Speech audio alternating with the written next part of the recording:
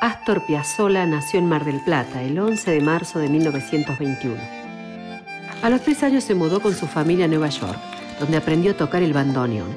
Allí conoció a Carlos Gardel y participó junto a él en una escena de la película El día que me quieras. El Zorzal lo invitó a formar parte de su banda para las presentaciones que realizaría por América, pero sus padres no se lo permitieron por su corta edad. Fue en esa gira en la que Gardel perdió la vida en un trágico accidente aéreo. A los pocos años de regresar a Argentina, comenzó a tocar en la formación de Aníbal Troilo, de la que se fue para dirigir la orquesta típica de Francisco Fiorentino. 2 años después, lanzó su propia agrupación, Orquesta del 46. A finales de esa década, comenzó a componer música para cine, actividad que desarrollaría con frecuencia a lo largo de su carrera. Alejado del tango y abocado a la composición de música de cámara, ganó en 1954 una beca para estudiar en Francia. Esta experiencia marcaría un quiebre en su manera de pensar el tango.